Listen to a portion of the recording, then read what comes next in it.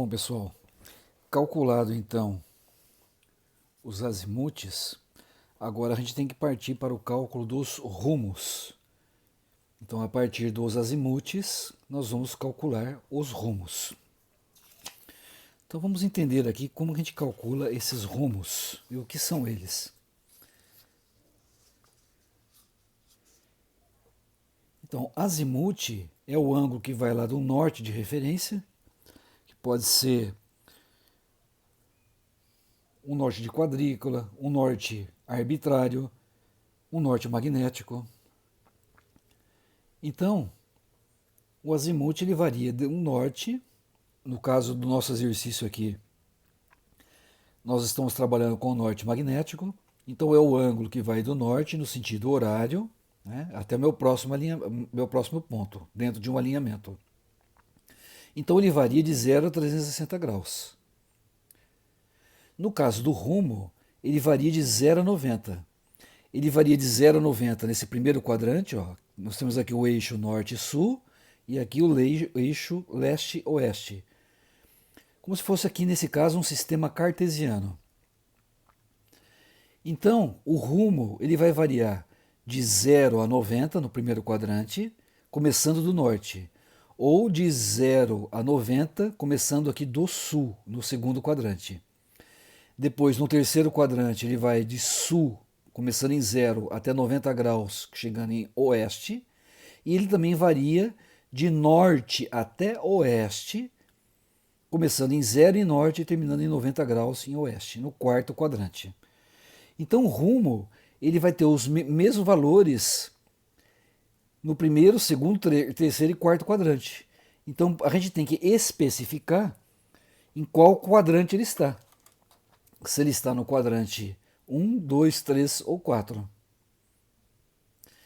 Então, vamos fazer aqui alguns exemplos. Né? Se eu tenho um azimute de 90 graus, quanto vai ser o rumo?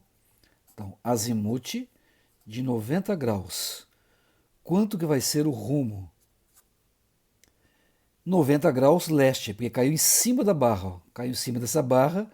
Então, o rumo vai ser 90 graus e de leste, ou L, tanto faz. Então, de azimute, transformando aqui para rumo. Se meu azimute for 45 graus, ele vai cair no primeiro quadrante. Ó. Então, um azimute de 45 graus. Então, ó, é o menor ângulo entre a barra norte e sul, rumo.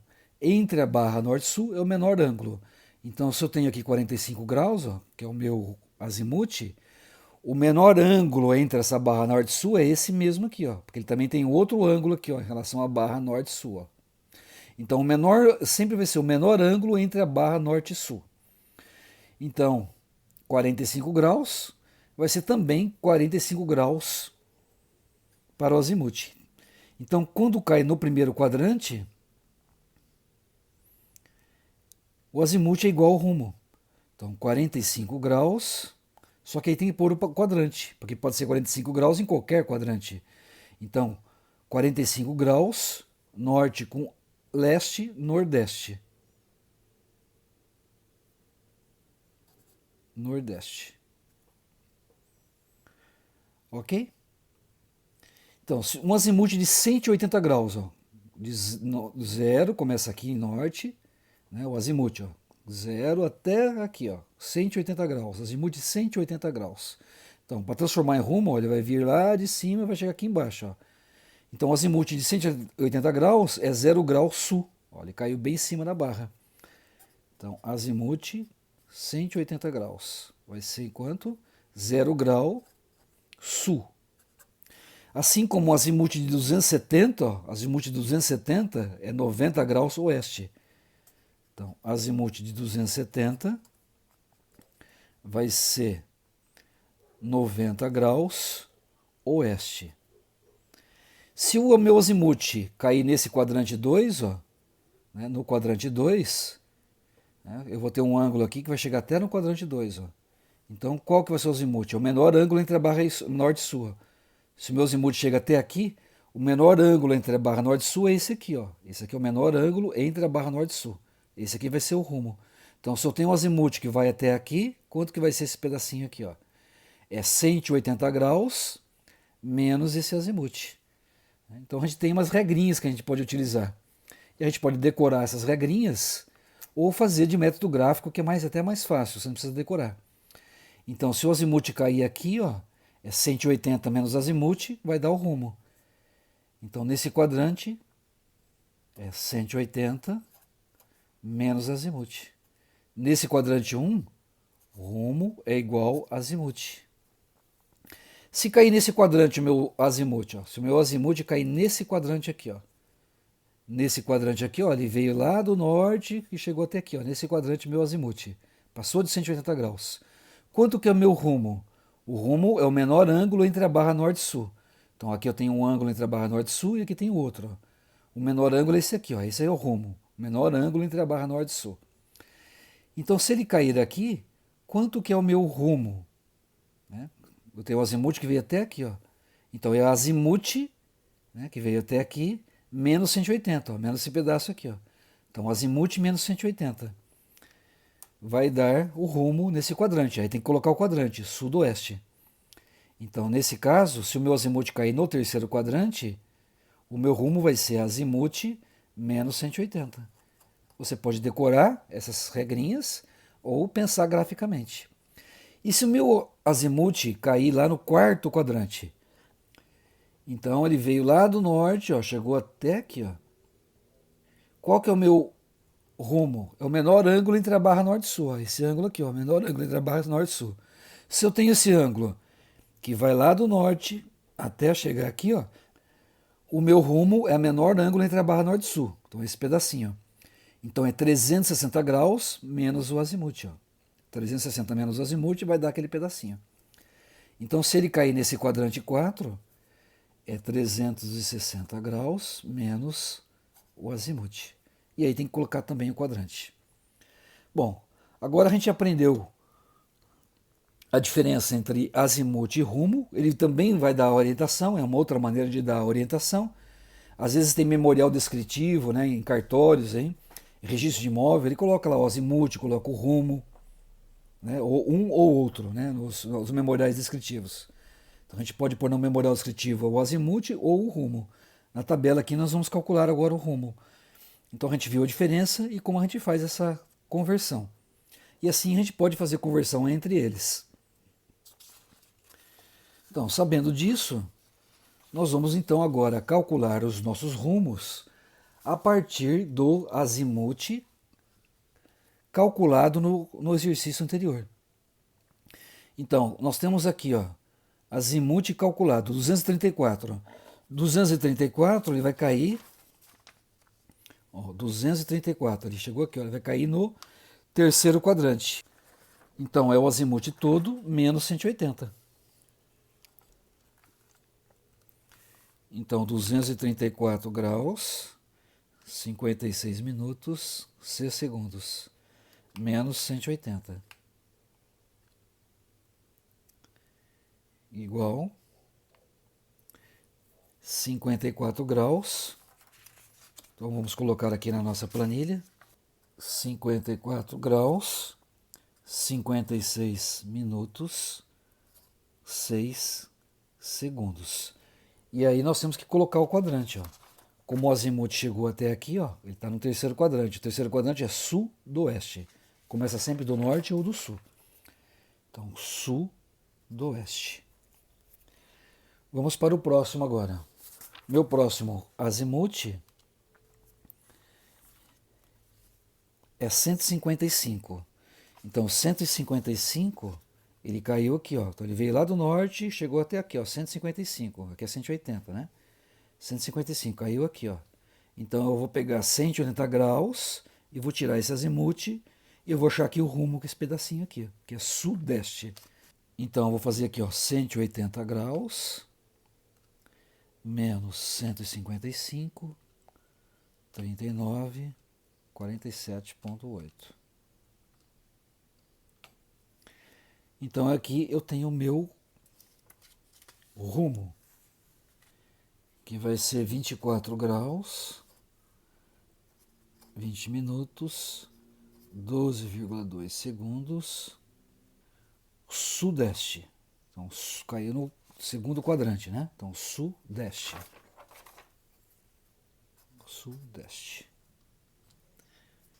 Então, continuando nossos cálculos, 83 graus. 83 graus, ele não chegou aqui em 90 ainda, né?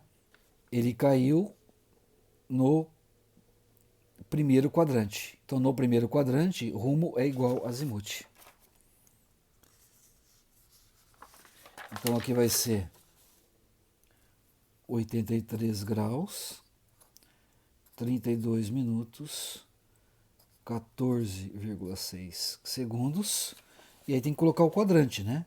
Que é norte com o leste, nordeste. O próximo aqui, 11 graus, também está no primeiro quadrante, então é a mesma coisa, né? Então, 11 graus, 46 minutos, 54,4 segundos, nordeste. E o último, 298, né? Meu último azimuth aqui, ó, 298, ele caiu, ó, 180, aqui 270, né? Até aqui, ó, 90, 180, 270. Então ele passou de 270, caiu no quarto quadrante. O meu rumo é esse pedacinho, o menor ângulo entre a barra norte e sul. Então é 360 graus menos o azimuth. Então vamos fazer lá, ó. 360 graus menos o meu azimuth. Que o meu azimuth é 298 graus, 41 minutos, 15,2 segundos. Opa! 15,2 segundos. Então, o meu rumo vai ser 61 graus, 18 minutos, 44,8 segundos. E ele vai estar no quadrante 3, 4, né? Aqui no 4, ó. Então vai ser norte com oeste, noroeste. Noroeste. Então, com isso, nós calculamos os rumos a partir dos azimuths. Então agora a gente tem todos os elementos para transformar as nossas coordenadas polares, que é de ângulo e distância, para coordenadas retangulares. Então isso nós vamos fazer a partir dos rumos e a partir das distâncias. Então as distâncias medidas, então a distância do alinhamento 1, 2 é de 755,829 metros, que pode ter sido medido aí por vários métodos, como a gente já comentou anteriormente. E aqui é a medição de todas essas distâncias. A soma delas, as somas das distâncias, é nosso perímetro, né? Então aqui nós temos nosso croquis, né? Foram medidas essas distâncias. A soma delas é o perímetro. Então, a partir... Esse aqui então é a continuidade da nossa tabela. Nós estamos aqui na nossa tabela, né?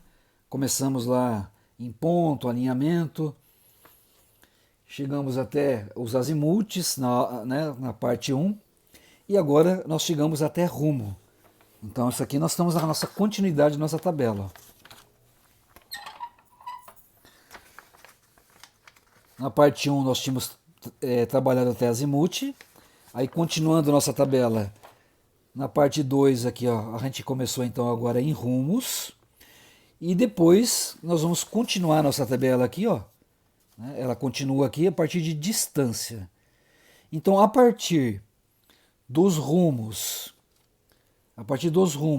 e da distância, nós vamos transformar isso aí em coordenadas. Nós vamos transformar isso aí agora em coordenadas. Nós vamos ver como fazer isso.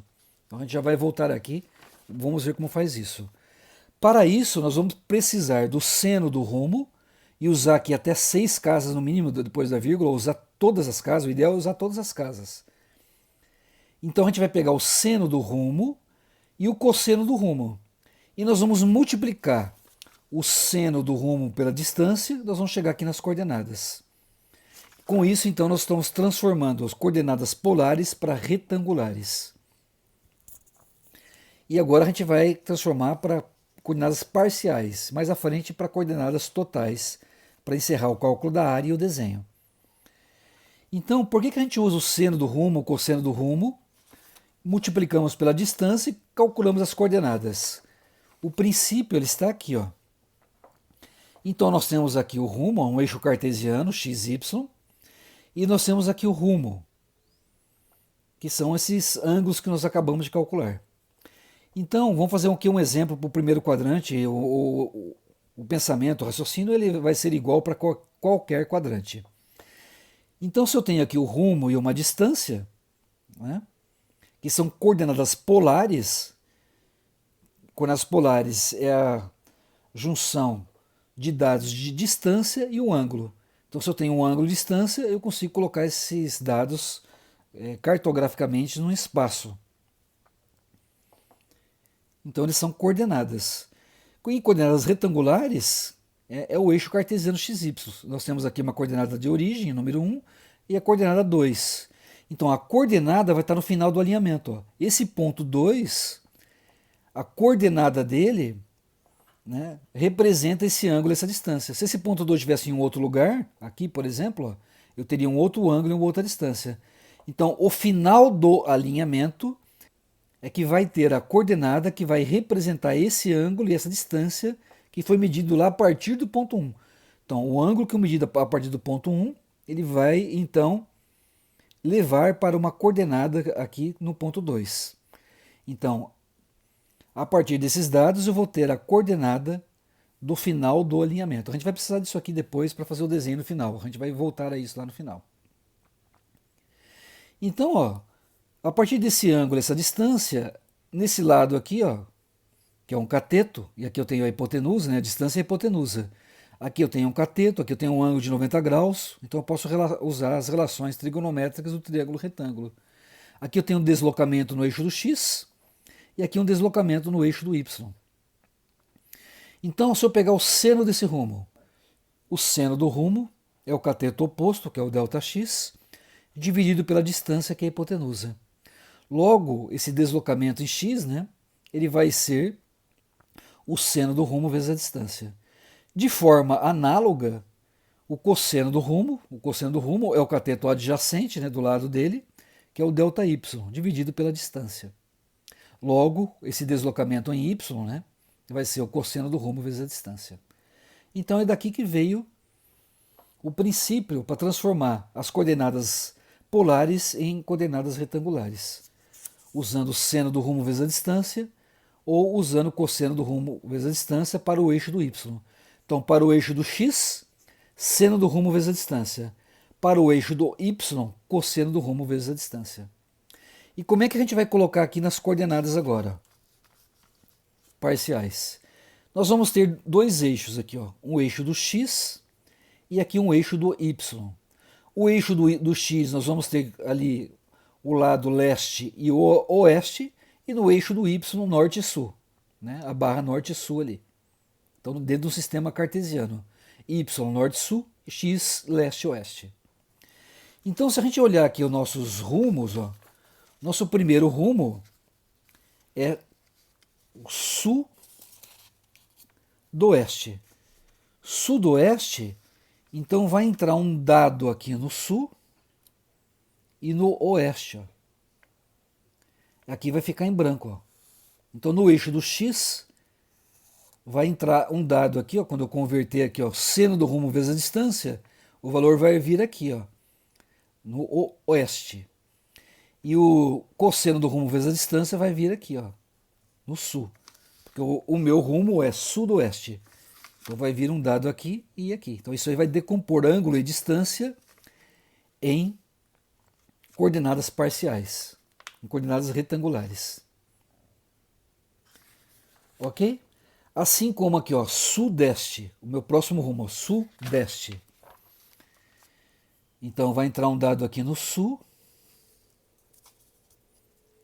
e vai entrar um dado aqui em leste. E aqui vai ficar em branco. Ó. O meu próximo rumo, ó, nordeste. Né? Norte e leste, nordeste. O próximo aqui também é nordeste.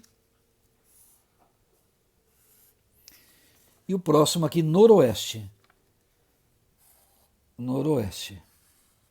Então vai entrar um dado aqui no eixo do X, né? Noroeste, ó, noroeste. E no eixo do Y vai estar do norte, ó, aqui do norte aqui, ó. Então a gente tem que fazer isso. E agora a gente vai decompor esse ângulo de distância em coordenadas e eles vão entrar nesses espaços em branco. Ok? Começamos lá então usando o seno do rumo. O seno do rumo, então, vezes a distância. Então, seno do rumo. Então vamos lá, pessoal. Seno de 54 graus, 56 minutos, 6 segundos. Igual. Está ali nosso seno do rumo. Vezes a distância, que é de 755,829. Então, o meu dado vai ser de 618, arredondar até aqui a terceira casa até o milímetro.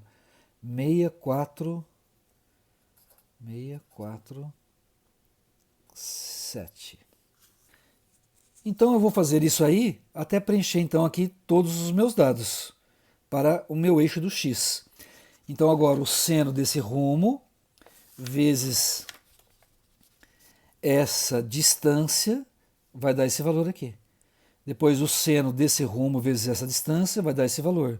O seno do rumo vezes essa distância vai dar esse valor. E aí o seno desse rumo vezes essa distância vai dar esse valor aqui no oeste. Então vamos preencher esses dados aí. Então, pessoal, eu terminei de fazer os cálculos aqui. Então a gente pegou lá o cosseno do rumo para calcular o eixo do y. Então, cosseno do rumo. Então, lá o cosseno do rumo vezes a distância deu esse valor. Então, lá cosseno do rumo vezes a distância, outro valor. E assim por diante. Então, seno do rumo vezes a distância, eu calculei aqui o eixo do x, colocando aqui nos quadrantes. E cosseno do rumo, eu calculei esse lado aqui do eixo do y, conforme aqui o quadrante. Agora eu tenho que identificar a questão do erro e se esse erro linear ele é bom ou ruim. Então, para isso, eu vou somar aqui essa coluna do leste, vou somar a coluna do oeste, do norte e do sul. Se não tiver nenhum erro, essa soma aqui tem que ser igual. Então, não há erro, soma igual. No caso aqui tem um erro no eixo do x e aqui tem um erro no eixo do y. Então, um menos o outro dá esse erro. Um menos o outro aqui, ó, leste menos oeste, essa soma, dá aqui o erro em x. E aqui dá o erro em y. Né? O norte aqui, essa soma, menos essa soma do sul. Ok? Com esses dados aí, a gente vai calcular o erro de fechamento linear absoluto. Ele vem desse princípio aqui, ó. Então imagine que nós temos nosso polígono aqui em vermelho, de 5 pontos, e ele não está fechando aqui, ó. Se eu colocar esses ângulos de distância, por exemplo, no AutoCAD, ele não vai fechar o polígono, né, porque ele tem erro lá angular e linear. Nós já corrigimos o angular, né, agora permanece um ângulo, um erro linear. Então ele não fecha aqui, ó. O polígono deveria fechar aqui, ó. Meus 5 vértices deveriam fechar aqui. Então esse não fechar aqui, ó, essa distância que não fechou, é chamado de erro de fechamento linear absoluto. E isso aqui a gente consegue resolver, calcular ele, por Pitágoras. Então esse aqui é a hipotenusa, e aqui eu tenho os dois catetos, que é o erro em x, esse deslocamento em x, e o deslocamento aqui em y. Então esse erro em y é 0,1, que nós calculamos, aqui, 0,1, aqui, ó. E o erro em x, 1,063. O erro aqui em x. Então, por Pitágoras, eu calculo aqui essa hipotenusa. Esse aqui, então, é o nosso erro de fechamento linear absoluto. Então, fazendo isso na calculadora, eu vou digita lá a raiz desse número aqui ao quadrado, né? Abro parênteses para não extrair a raiz só do primeiro membro, mais esse número aqui ao quadrado, fecho parênteses, tiro a raiz dos dois termos, né? Eu calculo então o meu erro de fechamento linear absoluto, aplicando essa equação. Não esquecer de, na calculadora, colocar isso aqui entre parênteses, né? Para ele extrair a raiz dos dois membros. Ok?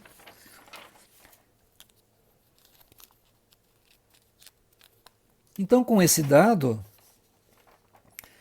a gente vai analisar um erro de fechamento linear relativo, nosso erro relativo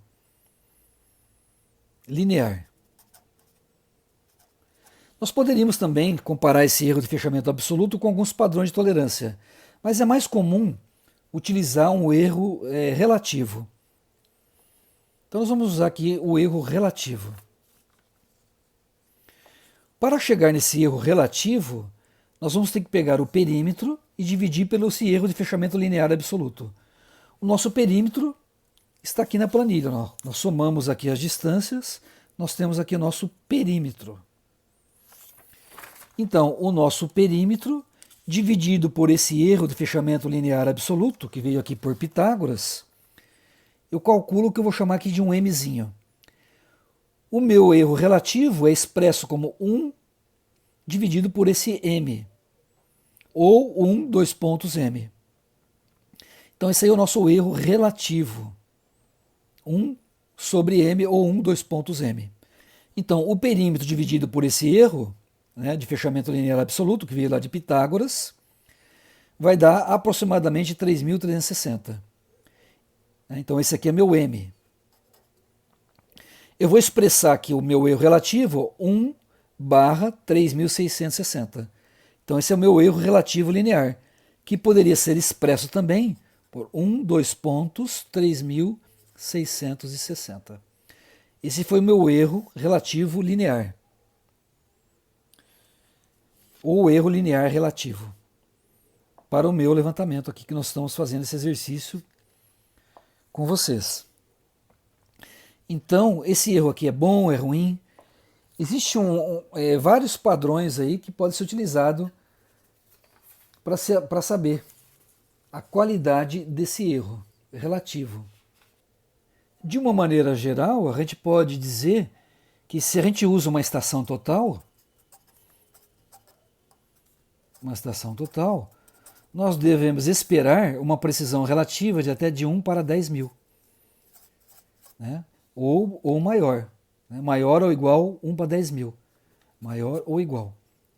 É isso que a gente espera de uma estação total. O que significa isso? Que a cada 10.000 metros eu erro 1. No nosso caso, a cada 3.660 metros eu estou errando 1. Então não atende um padrão aí de uma estação total. Mas se eu medir isso quando eu meço a distância de forma eletrônica. Se eu usar aí uma trena de aço, né, uma trena de aço para medir distância, eu devo esperar aí uma precisão maior ou igual a 1 para 5.000. 1 para 5.000. Se eu uso uma trena de fibra, eu posso esperar uma precisão aí, né, maior ou igual até 1 para 3.500. Então o nosso levantamento está atendendo aí uma precisão se eu estiver usando para medir distância usando trena de fibra. Se eu usar o método da estadimetria, né, estadimetria, que nós já vimos, eu tenho que esperar uma precisão aí de até, né, maior ou igual a 1 para 2.000. Ou até menor, né? Não é muito fácil com estadimetria conseguir essa precisão. Então nosso levantamento atende aí precisões aí usando fibra, usando trena de fibra ou usando estadimetria. Existe um padrão também do livro lá do professor Irineu, do professor Paulo César, que nós já abordamos antes, que ele mostra lá alguns padrões de precisão para o erro relativo. Então, olhando aqui no livro desses professores, né, que é uma literatura de boa qualidade, né, excelente qualidade, uma precisão aí de 1 para 50.000 é considerado aí alta qualidade, né? Qualidade do levantamento. 1 para 50 mil ou melhor. Então tá aí para conseguir essas precisões, tem que usar a estação total com precisão na ordem de 1 segundo e na precisão linear na ordem de 1 milímetro mais 1 ppm. E fazer centragem forçada, né? Que é instalar lá um pino onde vai colocar o aparelho em cima desse pino, que a gente chama disso de centragem forçada. Né? Então isso aqui é para trabalho de grande qualidade, precisão em túneis, né? Obras de engenharia de alta precisão. Né? Então é difícil conseguir essa precisão aqui, tem que ter muita qualidade em equipamento e no própria qualidade de caprichar nesse levantamento. Uma qualidade boa aí é de 1 para 10 mil, 1 para 50 mil, quando a gente usa a estação total aí, né? A gente espera pelo menos 1 para 10 mil. A regular de 1 para 5 mil ou 1 para 10 mil. E baixa precisão, 1 para 500, 1 para 5 mil. O nosso trabalho que deu 1 para 3.660, ele está enquadrado em relação a esse critério, né, de baixa precisão. Pode ser usado para cadastro rural, movimentação de terra e mapeamento em escalas reduzidas e outros. Então, para isso aí tem os equipamentos que eu posso utilizar. Então, pessoal, se o meu erro relativo está atendendo aos meus objetivos, que pode ser num contrato, ou pode ser num edital, ou conforme os parâmetros que a gente apresentou, né, se ele atende a minha necessidade, então eu vou pegar então esses dados, as coordenadas parciais, e eu vou corrigir esses erros. Se ele não atende, né, a minha tolerância, então eu devo levantar novamente. E se ele não continuar não atendendo, eu vou trocar o equipamento ou mandar calibrar. Então vamos considerar aí que 1 para 3.660 ele atende os meus objetivos e nós vamos continuar a corrigir agora então essas coordenadas parciais. Então quando a gente corrigir, não haverá mais esse erro no eixo do x nem no eixo do y. A gente corrige quando atende aos nossos padrões de tolerância.